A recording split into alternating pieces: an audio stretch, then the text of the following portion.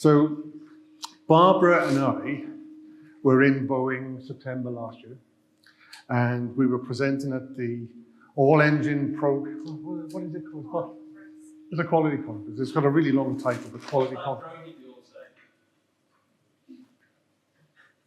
Anyway, that was my glare. I should tell him to be quiet. So anyway, we were at this quality conference and we all had to present something. And I presented a version of what we're going to show today, except I was on my own. And as Barbara was saying, unashamedly, I kind of took all of the credit for what I'm about to share, which was really unfair because the guy who's done most of the work in assembly and test on this subject is Steve Roebuck. So it was great to be on stage with Steve, for Steve to actually tell his own story and not through my interpretation. So it might be slightly different to what you heard in September, Barbara, but bear with it, okay? So Steve, as you will find out, is very passionate about human factors, okay? I am very passionate about FMEA. And when we were exchanging these discussions around which one's best, we've all asked it, which one's best, human factors or FMEA? Steve said, look, let's not argue. Let's try and find a way, how do we bring human factors and FMEA together and kind of do what young people call a mashup. Is there any young people in there? No? Okay. Anyway, that's what young people call a mashup of human factors and FMEA in what we like to call human factors FMEA. And that's what we're going to share with you today. So we're going to run through it. We're going to share what we've done. I'm going to talk you through an example. And then the exciting bit is Steve is going to lead all of us through actually doing a human factors FMEA. In 30 minutes, we hope to give you the confidence to go back to work tomorrow and actually maybe even try it yourself, impress all your colleagues. You might be able to take it back into family life and impress all your family with what you know about human factors FMEA in 30 minutes. Okay, and there will be some user sliders, so keep those phones handy. It's not intuitive, is it? Anyway, let's just explain where we are. Some of you today have come from Los Angeles, some of you today have come from Tokyo, and everywhere else in between.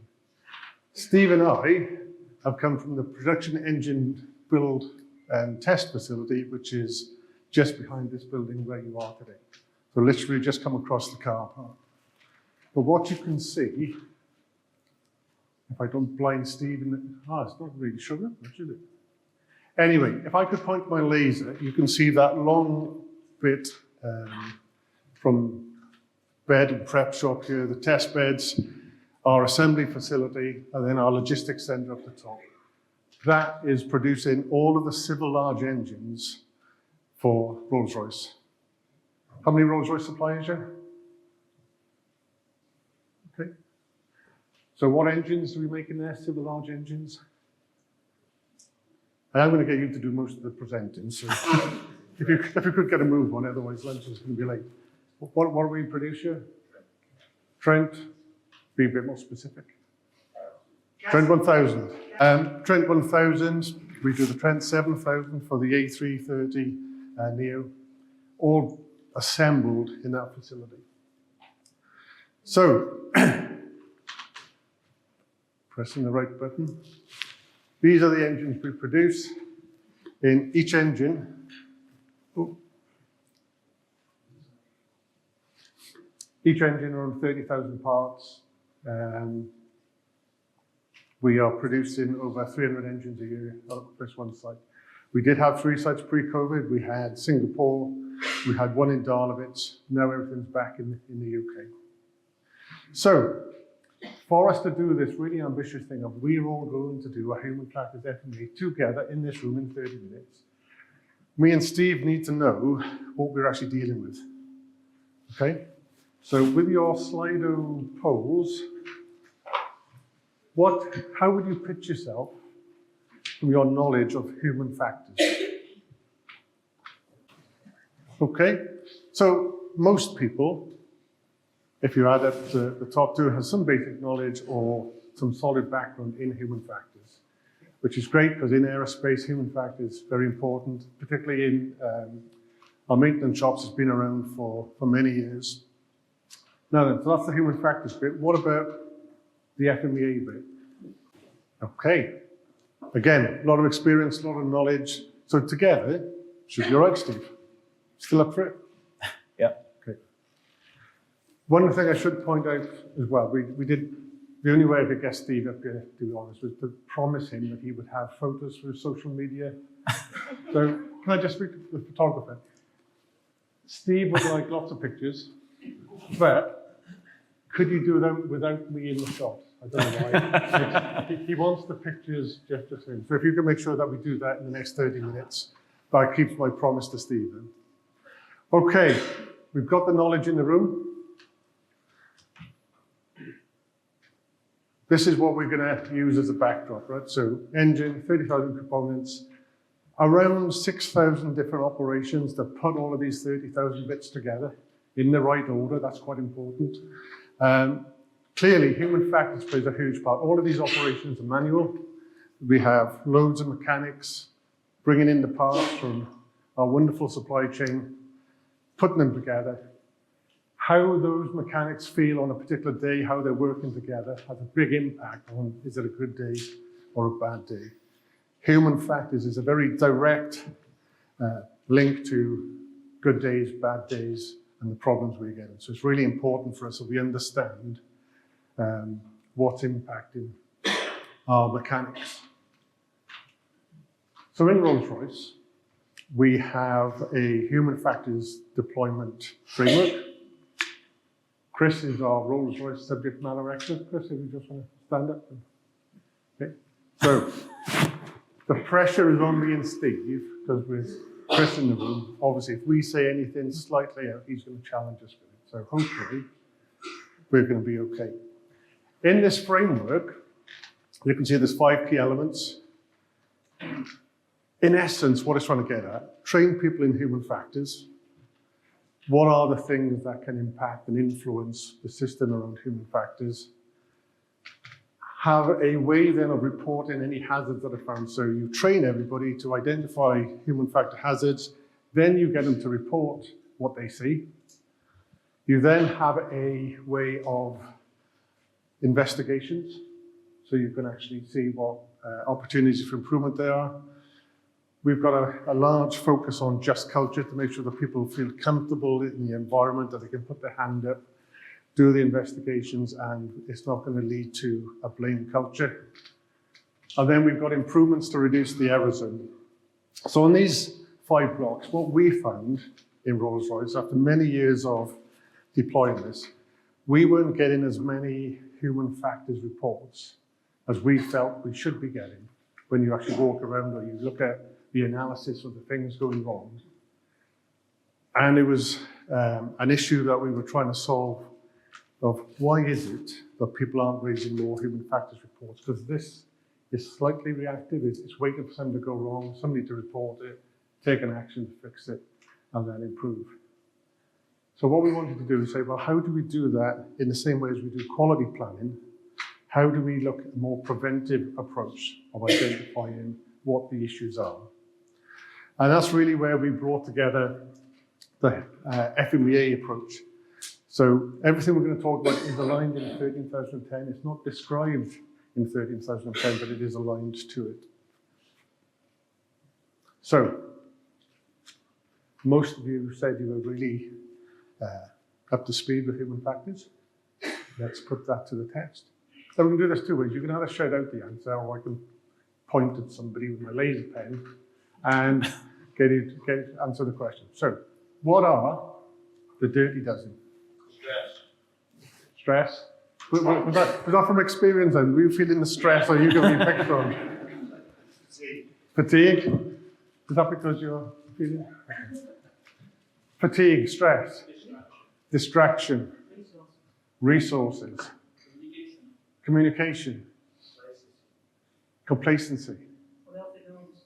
Unhealthy norms. You get extra point for that. I think that's the word would be, right? Hey, not bad, actually. That's okay, so we've got 12 for the Dirty Dozen. Now, there's also the Magnificent Seven in 2010. I don't know who would win between the Dirty Dozen. Like, it sounds like two good films. Dirty Dozen, though, is at the heart of what we're going to talk about on FMEA. So, I'm going to walk you through an example, and then I'll hand over to Steve to actually do an example from scratch. Okay? So, we did start off in assembly and test, trying to put human factors into our product FMEAs, instead of just writing down operator error, which we all know is wrong as a potential cause. But the trouble is, for every single one of those 6,000 operations, you start listing out the 12 Dirty Dozen, there's an awful lot of issues that aren't specific to that one task. So you can actually group them together and say, well, actually, distractions.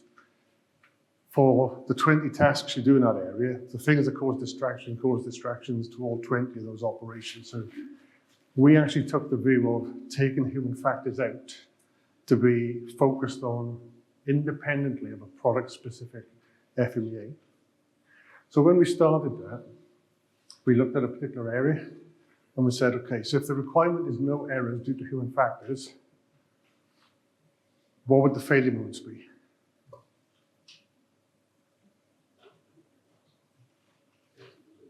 The Dirty Dozen. So,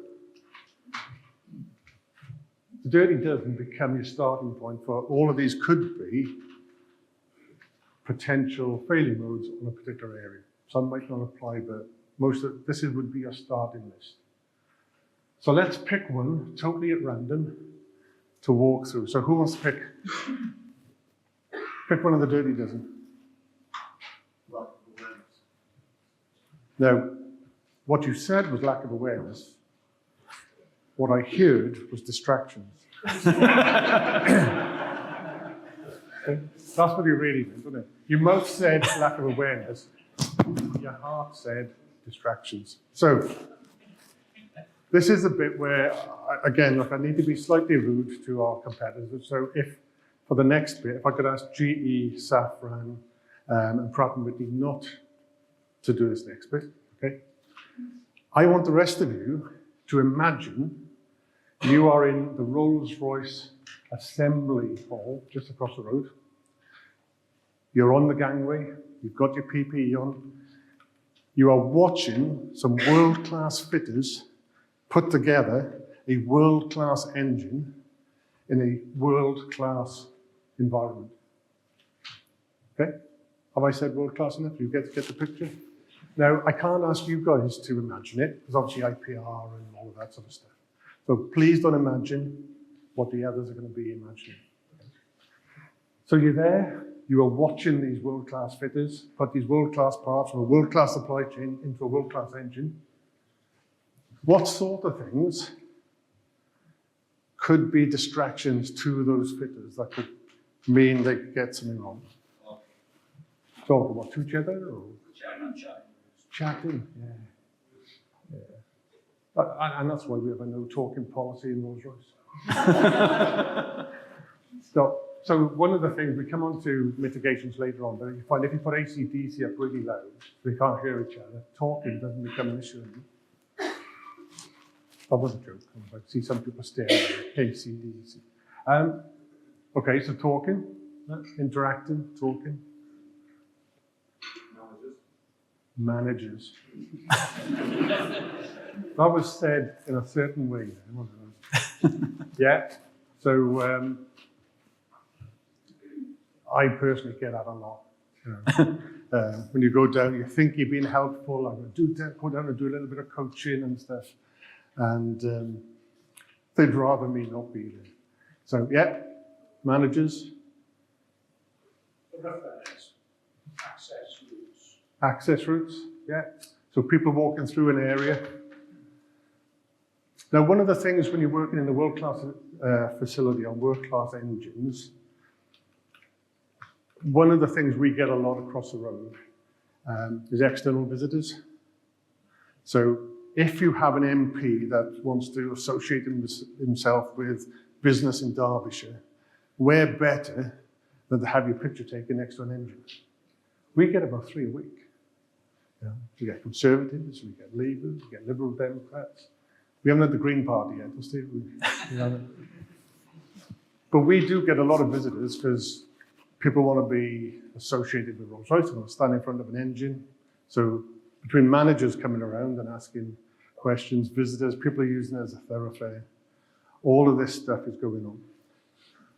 So in the FMEA, we go down, we've got the team together, what sort of things are causing you distractions, mobile phone usage, not in a particular order, but mobile phone usage is there, fellow worker distraction, we've got that one, manager, visitor distraction, but every time there's a quality issue, they're there to do a particular task, and all of a sudden part A doesn't fit the part B, lots of non-standard work goes on. There'd be tooling issues or IT issues. I think I'm safe. I don't think there's anybody from Rolls-Royce IT in here, but IT in Rolls-Royce is pretty poor. So we get a lot of IT issues. But then you got the environment. So in the summer, it's always too hot. In the winter, it's always too cold. All of those things are causing distraction. Okay, make sense? Make sense so far? Okay. And if there are Rolls people in there, I don't know if there's some Rolls-Royce people, don't tell IT what I told them. I get chucked off the network enough as it is. So then we would go through and say, okay, so what can you do to prevent these things from being a problem? And how would you know if it was going on? Does that make sense? Does that seem simple? If you could nod louder or shake your head louder, that would be great. Yeah? Thanks, Ed. Thanks for shaking your head vigorously. That's really good.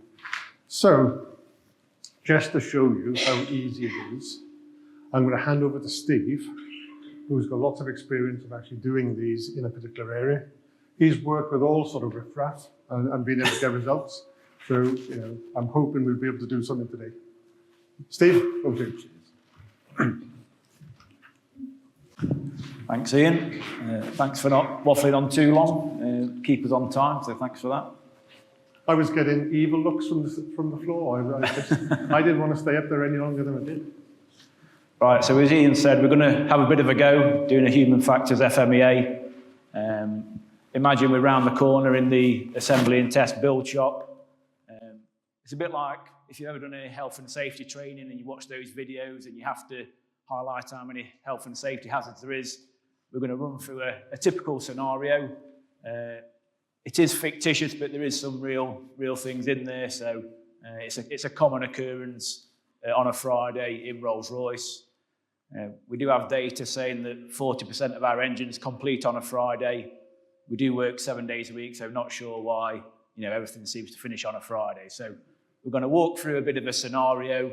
There are some human factor failure modes in there, and then we're going to use a Slido poll at the end just to pull those out. So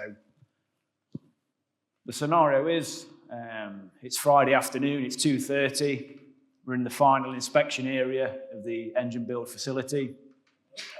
We have a very important engine that's due for delivery at 5 p.m. The lorry's outside to take that to the ferry. The ferry is at 11 p.m. So there's quite a lot happening down there. As Ian mentioned, we do get quite a lot of VIP visits to the area. For some reason, a visit's been arranged on a Friday afternoon, which is the busiest time, so not very good planning there. But the Prince of Wales is coming to the area.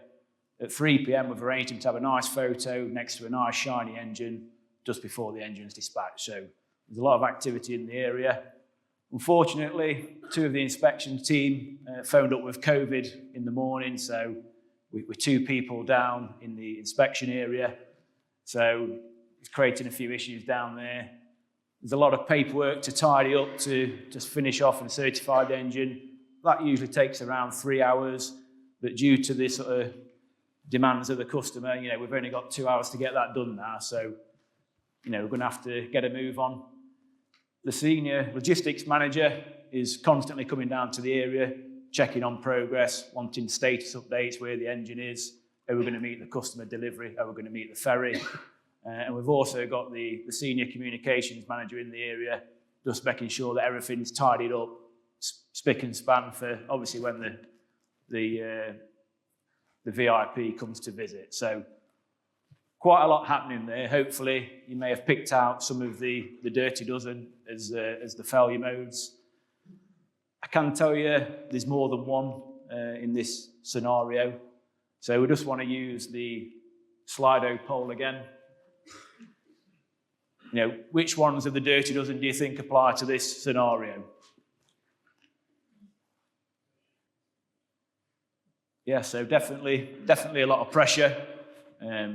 It's a Friday afternoon. There's that customer pressure from the managers, obviously the logistics manager, the communication manager. Pressure, obviously lack of resources. Definitely, you know, with 2 inspectors down, that means we've got to do the work quicker with less people. So definitely a lot of pressure there. A lot of distractions again. People in the area preparing for the VIP visit. It's all distractions to the fitters and the inspectors. Stress, very much linked to pressure. So yeah, you know, if there's a lot of pressure, you know, there's going to be a lot of stress as well, and that could lead to obviously errors. Fatigue, definitely, due to the lack of resources. A lot of these are all linked together, as we can see. Lack of communication, lack of teamwork, definitely. I think one thing we thought about is, you know, if you're being told you've got a 3-hour operation and you need to do it in 2 hours, that could lead to some complacency or unhealthy norms where you're trying to, you know, cut a few corners to get the job done. But yeah, you can see there, you know, that example, it's laced with failure modes from a human factors point of view. And unfortunately, you know, although that is not a real life example, that is fairly atypical of what we see on a weekly basis in the assembly build line. So yeah, a lot of pressure, a lot of human factors involved. This is a bit of a heat map, so a bit of an overview of what we did last year in assembly and test in Derby. Like Ian said, we took the human factors FMEA and we took it into different areas. So we sort of worked our way back through the value streams, starting with the certification team, which is my team. We then went to the customer delivery centre where the final inspection takes place, into engine test, and then back onto engine build. It was interesting, really. We've done a mixture of operational processes and transactional processes. So the certification team, that's very transactional, certifying the engine, preparing all the authorised release certificates, etc., prior to engine dispatching. So we took the human factors FMEA, we applied it to a transactional process, then we took it into operational areas as well, and you know, we got similar results, which was fantastic.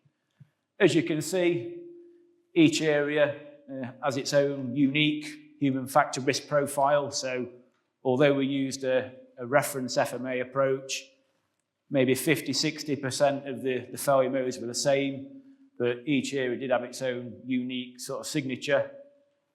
So yeah, that's just showing, you know, there is some high risks from a human factors point of view across our processes. For me as a leader, obviously understanding what the risks are in my team for my processes was very valuable. Pressure, obviously that came out as a high risk. There's a lot of delivery pressure, especially on a Friday over the weekend. So for me, you know, I don't want to exacerbate that pressure by putting more pressure on the team. So, you know, I try and shield a bit of that pressure from the team. Don't ask them for constant updates. You know, if a job takes 2 hours, then it takes 2 hours. I don't want to say, right, you need to get it done in the next hour. So, you know, being aware of what those risks are within the team, within the processes, I can use that from a leadership point of view to make sure, you know, I'm not distracting them. I'm making sure they're aware of what the latest priorities are. I'm communicating with them clearly, etc. And then obviously we can mitigate those risks going forward. So from the piece of work we did last year, we had over 50 proactive improvements around human factors. Obviously, I couldn't share all 50 on the slide, so we've just pulled out a few key ones here just to give you some examples of what we did. Starting on the top left, we rolled out a number of toolbox talks. So these are a good communication tool to talk around an issue, make the team aware of an issue, have a good team discussion, talk about root causes, what were the human factors involved, and then talk through corrective actions as a team. So it's a quick 5-10 minute brief with the team, and very good for raising awareness. Bottom left, one of the risks we saw from my team's point of view was a lack of teamwork. So we took some time out of the office, we did some team building away days. We also did some mental resilience training just to look about, we are going to get pressure, there is going to be stress, especially on a Friday. So what could we do differently to help manage that pressure, help manage that stress as a team? So we do feel there's a strong link between human factors and well-being, people being at the best physically and mentally. If you're not feeling at your best, that's when mistakes can happen. So very important, the bottom one. We created a new electronic shift handover system using Microsoft Power Apps. Again, this was to improve communication in the test area. It was able to sort of clearly articulate what the priorities were, what the status was of each engine when it was going through the test bed. So again, something new we'd introduced from the human factors FMEA. Top right, distractions. So we've applied several behavioural nudges. I'm sure Chris Craig can talk a bit more about nudges in the breakout session later.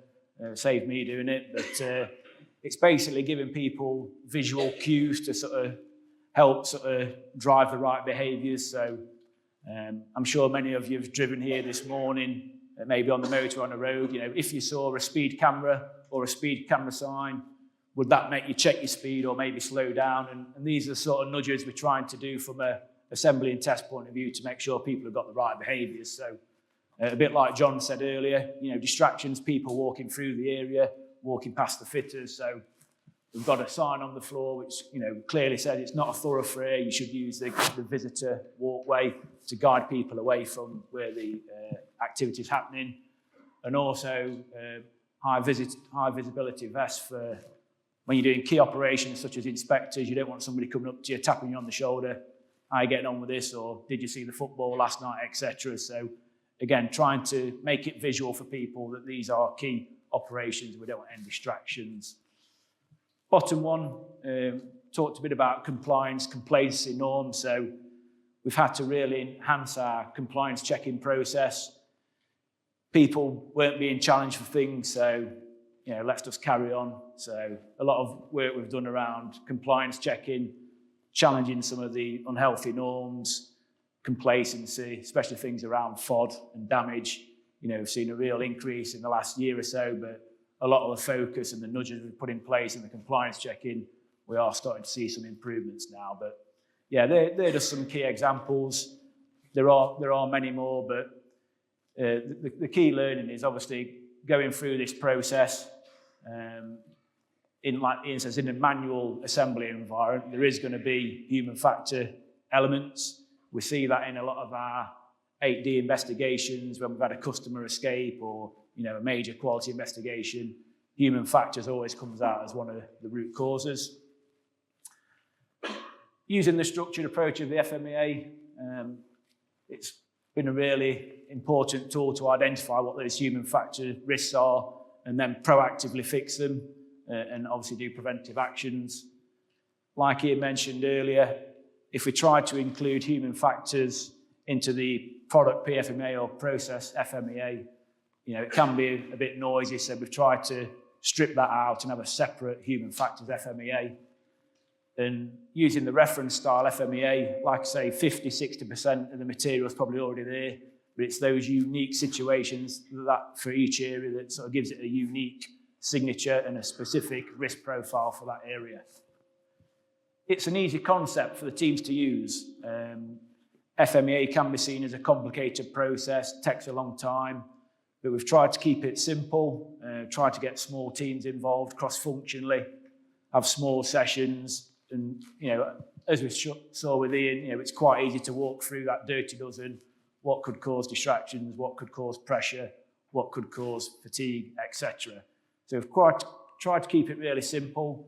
We've had good engagement, high value discussions with the team, and the feedback's been positive. The people who've been involved in these sessions, really good feedback, really simple, really easy to use, so that's been a bonus as well. Obviously, it drives improvement based on risk, so through the work we've done last year, we've managed to reduce some of those human factor risks. Obviously, we can't eliminate them unless we're mistake-proofing, but definitely we've tried to reduce them as low as possible, and we are starting to see some good results now in our KPIs, where we're seeing the improvements that we've done on the work last year. Obviously, more to do this year. But as Ian mentioned as well, we've seen increased issue reporting, so people are more aware of human factors. They're seeing the improvements that are happening, so we're getting better engagement, and that's driven our reporting system to increase by more than 200%. So a real success story. Obviously, more work to do as we mature. But yeah, just wanted to share, obviously, a simple example, really, from a human factors and an FMEA point of view, how they can work together and how we can drive improvement in the industry. So I think to sum up, obviously, we do talk around knowledge and skills a lot. We talk about people training, are they competent, etc. But we need to start focusing a bit more on behaviours and human factors. This is where I need a bit of your help. As I said, I promised Steve this great photo he's going to use for LinkedIn. So, taking a picture of Steve from where you are, he could be standing in front of an empty hall. So, what I wanted to do is get a photo of Steve, but with you as the background. So, if you're sitting by anybody you shouldn't be sitting by, now is your chance to move seats. I put you on the spot. Could you get a picture of kind of Steve standing there with everybody? And just to make this really more impactful, okay? Last favour I'm going to ask. Could you kind of wave your arms as if you've had a really fantastic time? When people are looking at Steve's LinkedIn profile, they go, my God, look at the impact he's had. Is that okay? So if I say... So if I go 3, 2, 1, then arms again. No, hang on. 3, 2, wait for it. This is an action shot. Come on. Okay. 3, 2, 1. Arms in the air. Hooray! One more. Countdown. 3, 2, 1. Yay! That's brilliant. Thanks for that. Okay. That's okay.